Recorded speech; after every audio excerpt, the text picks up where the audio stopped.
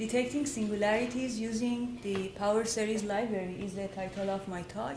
This is a joint work with Marc, Moreno, Maza. I'm going to give an overview of the problem first, and because it comes from the theory of singularities, I take this opportunity to advertise a Maple library called Singularity that I have developed during my PhD studies for local bifurcation analysis of singularities, and then I will close with a demo of 2 examples demonstrating the capabilities of the extended Hensel construction function in the regular chains in the PowerSeries library for in real-world applications. A broad range of problems in mathematics, natural sciences, engineering, and industry are described by zeros of smooth maps of this form. Here we refer to xi by state variable and alpha I by parameters. We further assume that f vanishes at the origin. Now let's look at the Jacobian matrix of f. We know that if the Jacobian matrix is full rank, then using the implicit function theorem, we can solve f for x as a function of alpha locally around the origin. And we know that this solution is unique. But when the Jacobian matrix is not full rank, then this problem is called singular. And in this situation, we can expect to see bifurcations.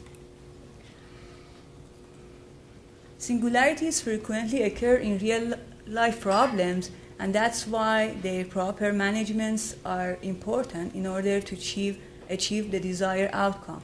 For example, suppose that we want to drill a concrete wall. So if the drill bit is not taken as sufficiently perpendicular, then we might get unwanted result. But if before drilling, using a nail and hammer, for example, we make a small dent into the wall, then we can control the outcome. Another example is unrepeatable laboratorial experiments. An experiment is called unrepeatable when it gains different results each time, despite making environmental and technological efforts for identical experiment. The reason why we see different results should be due to the fact that there are small changes and factors inside those experiments or those problems. And because those changes are not, we cannot control them, that's why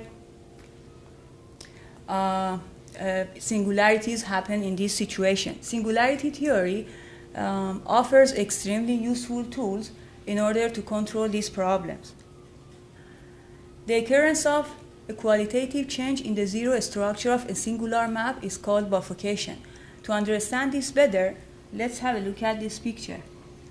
This is a buckling example. Here we have 2 rigid rods of the unit length, and these are connected by pins. And here we have a compressive force lambda, which is resisted by this torsional spring. And we can describe the state of this system using x. Here x measures the deviation of this rod from the horizontal line. And the steady-state solutions of this system are described by this equation. Note that here the singular point is 0 and 1 divided by 2. In this setup, this system exhibits pitchfork bifurcation, as we can see here. When I move from left to right, the number of solution, which is x, changes from 1 to 3. And this phenomenon is called bifurcation. And now assume that I introduce 2 parameters, epsilon and delta, to the system. This is a vertical force to the pin, and then I let the spring rest at x equals delta. With these parameters, I get this parametric polynomial. Now the question is how I can deal with the zero structures of capital G in the presence of these two parameters. Singularity theory is designed to offer some tools in order to analyze these problems. But how we do this? It is feasible through introducing a concept called persistent diagram. A diagram is called persistent when it remained unchanged under a small perturbation. With this, we can compute local varieties in parameter space, as you can see here. However, this is not that clear. These varieties decompose the parameter space into finite number of connected components, and then by choosing points from each connected component, a complete list of persistent bifurcation diagrams is generated. And these bifurcation diagrams are associated with this parametric system. As we can see, around a singular point, these diagrams are qualitatively different. Now I want to bring up two scenarios. To do this, I focus on the original smooth map F. Here we have two scenarios. Sometimes we know that F is the output of a reduction step called Lyapunov-Schmidt reduction. This is a famous reduction method in singularity theory, which is defined to and designed to reduce the dimension of state variables. And sometimes we don't know that F is the output of Lyapunov-Schmidt reduction or not. In this situation, we need to apply Lyapunov-Schmidt reduction. And once we do this, we can use techniques and tools in singularity theory in order to do bifurcation analysis. In both cases, the bifurcation analysis is handled via the Singularity Library. To sum up, we have this smooth map F. We pass it through reduction step like Lyapunov-Schmidt reduction to get G. G is the reduced system. As you can see, the state dimension is dropped by 1. And a nice property of this reduction step is that the local zeros of G are in one-to-one correspondence with the local zeros of F. And when we want to use singularity theory techniques, we use G instead of F. Our contribution here is to use the extended Hensel construction in the PowerSeries library to handle reduction step when we have two state variable and one control parameter. So I have two slides about singularity theory, singularity library. The current version of Singularity supports a complete local bifurcation analysis of scalar singularities. Scalar singularities are those singularities with only one state variable, one control parameter. It also supports computation of Z2 equivariant singularities. Z2 equivariant singularities are actually odd functions. And the extension of singularity to multidimensional and parametric singularities are very important in application, and we have started implementing these parts. For parametric singularities, we have introduced a concept which is equivalent to parametric Grobner basis, and we call it parametric standard basis. And for multidimensional singularities, using the concept of elimination ideals in Grobner basis, we could handle multidimensional persistent bifurcation diagram classification. And these are our references related to Singularity Library.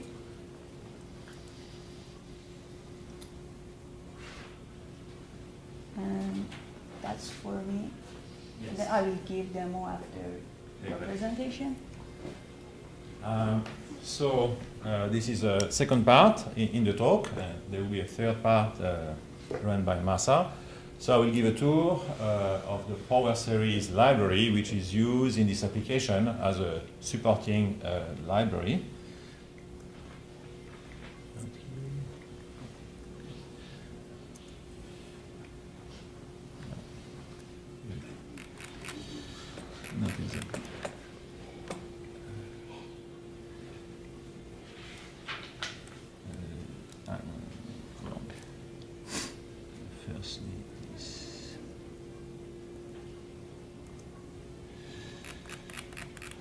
Okay, so there will be 3 parts also in this tour of the PowerSeries library. First, how do we define and compute with PowerSeries? I will be quick on that part because there is no big surprise. I would say no novel ideas. Then there is the core of the machine, which are tools for factoring polynomials over rings of PowerSeries. And the third part would be applications, especially dealing with limit points and branches of regular chains. So in the PowerSeries library, you can define first rings of PowerSeries. These are multivariate PowerSeries.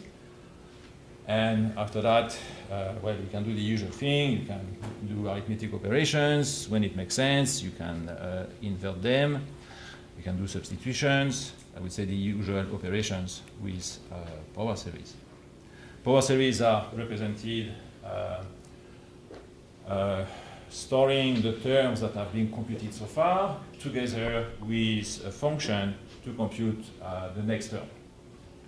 So this is what you can see in this table representation. So this is actually highly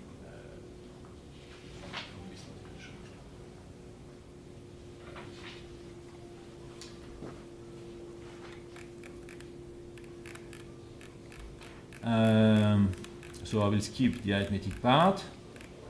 Here I'm showing that there is another type in the library where you define rings now of polynomials over PowerSeries. This is really where the action is taking place. And where you have different factorization methods. The first one is Weierstrass preparation. Starting here with some very simple examples. So here with polynomial in Z and PowerSeries in XY. So here our input polynomial is equal to, we ask for its Weierstrass operation, so we are factoring it into Weierstrass polynomial time PowerSeries, which is invertible. In this case, the polynomial itself is an invertible PowerSeries, so the Weierstrass part is just 1. Then I compute the residual, dear to the heart of my friend Paul Corless, and in my case, the residual is 0. Here I have another example,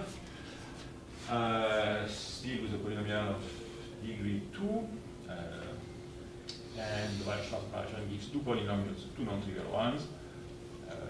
The unit part is this polynomial in degree 1 of Z, and the Weierstrass part is of degree 1 as well. Once you have Weierstrass preparation, you can build Ansel lemma, so phrase in terms of PowerSeries. So here we have some examples. Here we factor polynomial Z of degree 3 with coefficients in X. So when we use, I would say, the original version of Ansel lemma, you may not always get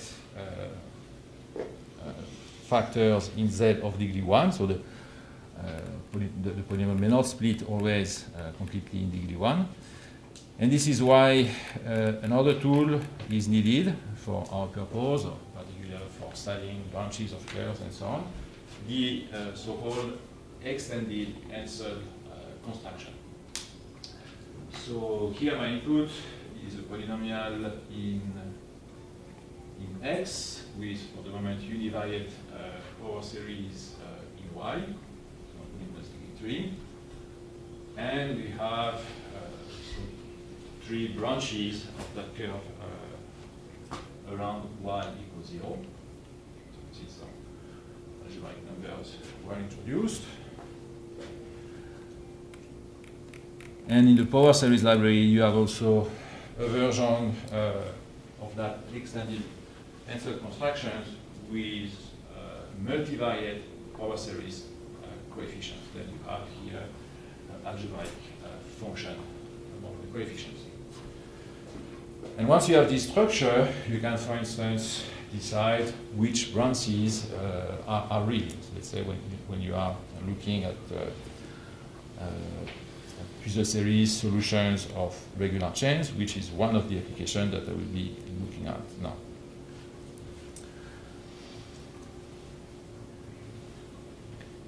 So I'm going to the regular chain part. This is the official worksheet of the regular chains library. Let me first increase zoom factor.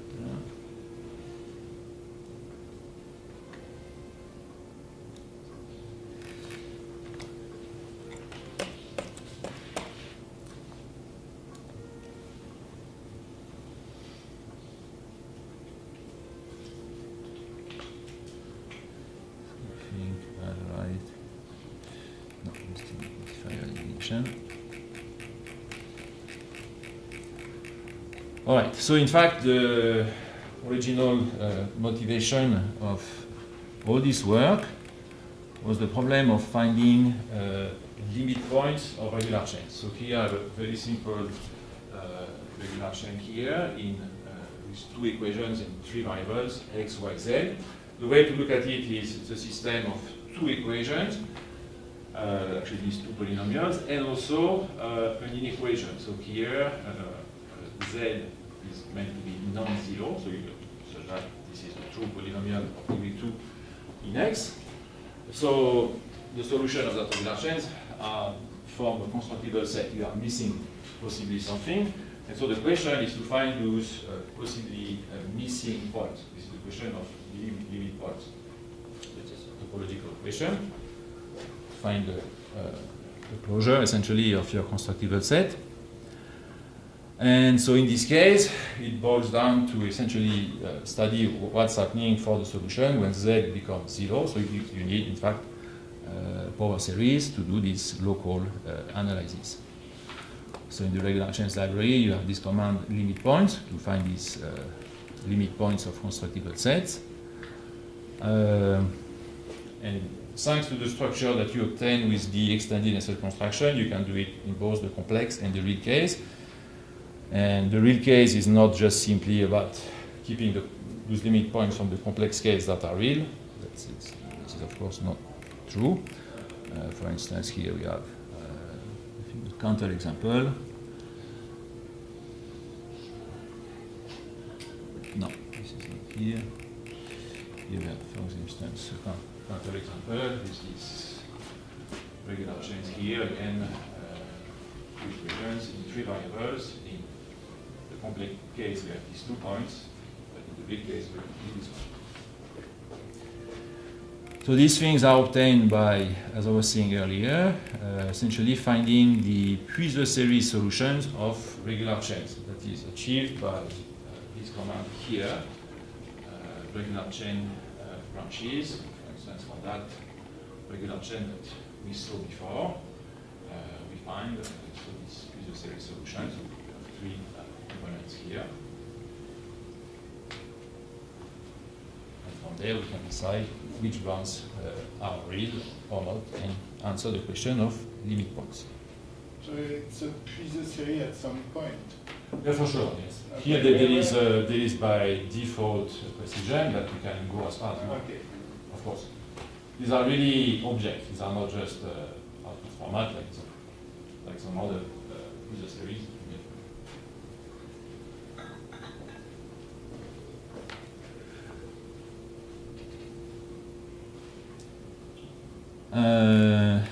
All right, so this was for my quick tour of the PowerSeries library. And now we pass the ball back to Marc. We use PowerSeries for a problem from Singularity Theory. And I will go back to the other worksheet.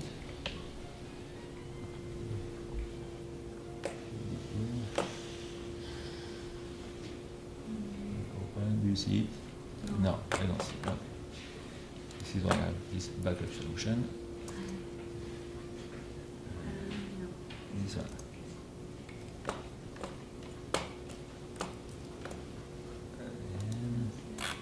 And I will bring you back.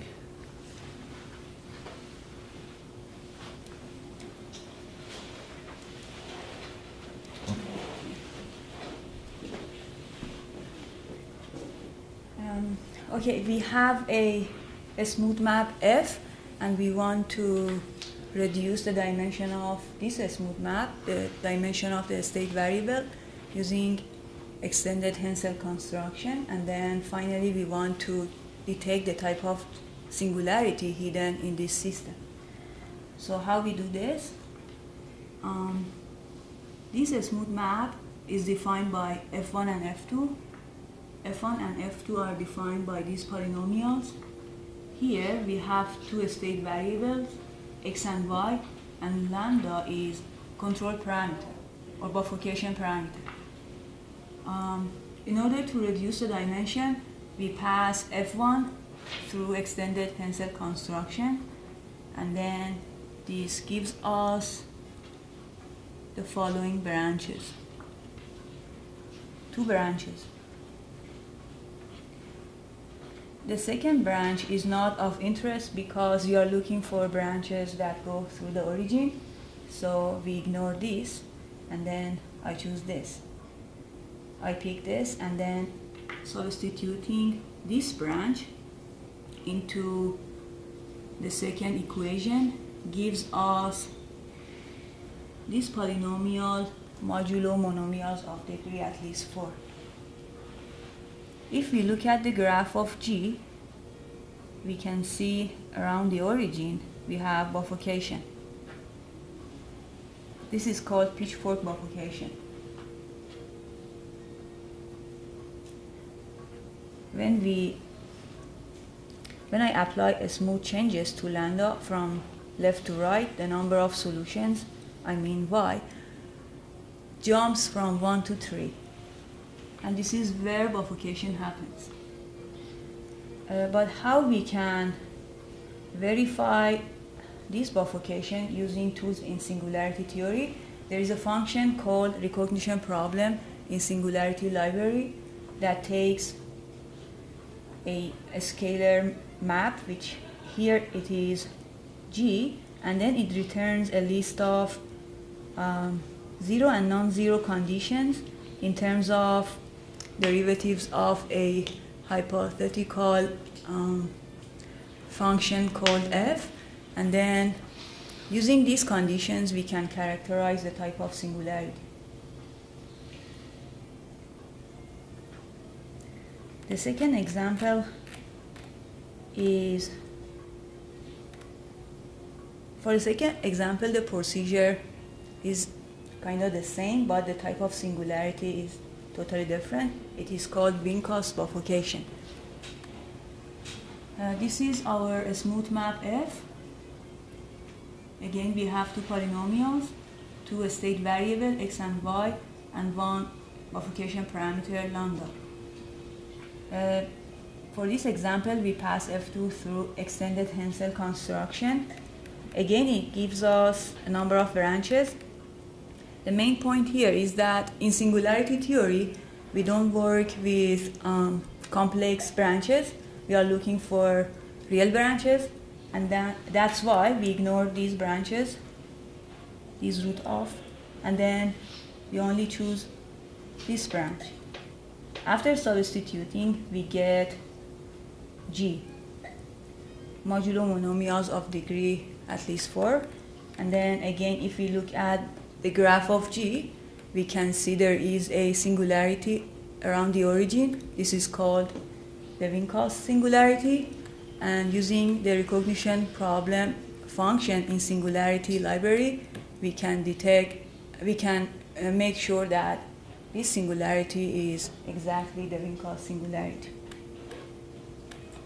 And this is for me.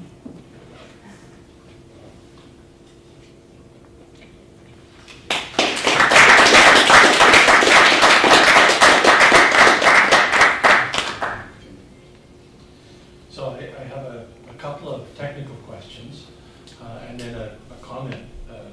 So the first technical question is, some of these results come up with, you have multiple series that can come up. But if you close the worksheet and you run it again, sometimes they can come up in different order. This is what I was gathering from you were saying substitute the third one.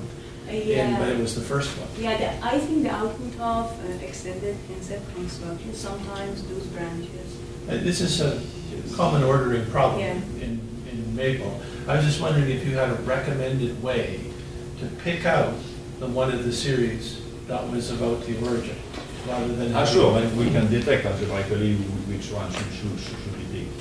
So you can do it programmatically. It doesn't Yes, have to sure, be- because in the first example, so maybe we confuse everybody here. So what the extended insert construction does is factoring a polynomial over a ring of PowerSeries.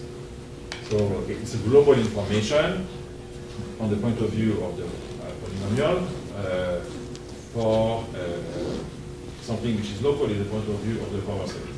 So it's telling you that when your PowerSeries are regarded around the origin, the polynomial factors that way, and that may gives you some factor which does not correspond to something passing through the origin, Right. so Right. that Mahsa could simply detect that there was a +1. Okay, so the other is sort of a historical comment. I notice that you use plots, implicit plot, to illustrate these bifurcation diagrams. So my first need for exactly the computations you were doing to get the right series about the singular points was in a competitor for implicit plot. This is in the AlgCurves plot real curve package, and hidden in there is some. Actually, now I can say at the distance of some years that my code was rather hacky, and it got a lot of answers. It got the right numbers of curves coming out from singularities in a lot of cases, but it was never really strongly tested. But the full package that you have to do this analysis is really impressive, and you could actually replace all that hacky code. Well, actually, this is how we started. So that was when Mahsa was a PhD student. At the beginning, not Mahsa, Paris, over there. Our original problem is to find those limit points. That is, to bridge those gaps in constructible sense.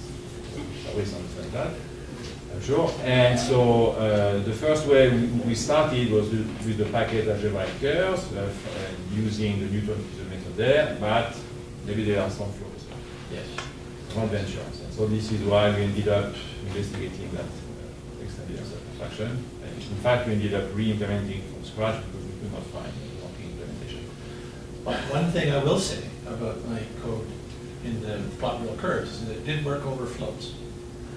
Yes, and Sasaki's implementation is supposed to work over float, but we did not succeed. In the case of even over float. But this is the original intention of Sasaki. Yes. In the particular case of two parameters for your PowerSeries, so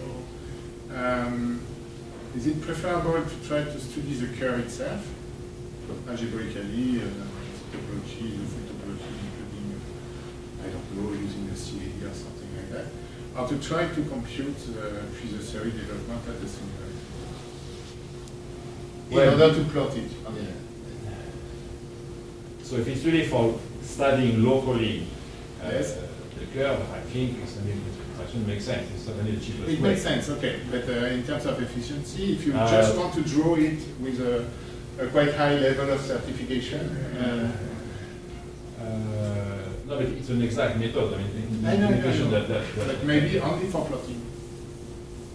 For the problem of plotting, Yes, but that I cannot answer. okay. Okay, that's a good one. So yeah, maybe for supporting a plotting device, it's not. Okay. Then I don't know. Besides, you have to push the one on to the more interesting one, and then use the exact. That's a question for Sasaki, because again, I think he has worked a lot on the floating point aspect. I've never used extended insert construction in floating points.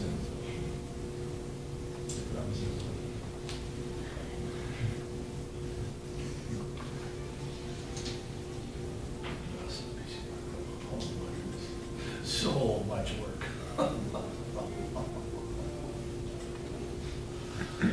And it still requires some work. I have to admit that the user interface of PowerSeries is still a bit rough. I did have a user interface question. Okay. So you've got all these rootouts that are Yes. popping up in here. Is it possible to use alias? Alias is somewhat fragile. Yes. I will alias work in this case and make them look better? Because you can say alias alpha equals root of this thing, and then your power series come out looking nicer. Okay, I think internally anyway we use regular chains, right, for example? I think the root of it's mainly maybe the printing. Oh, so it's Okay. not even, oh my goodness, okay, all right. So internally it's of course using regular chains. Can we alias regular chains? Question for next week. Something that's what we did with Stephen Thornton with the parametric and anybody zero. Thank you, Rob. I just like to ask 5 questions. Yes. If there are no more questions, thank you.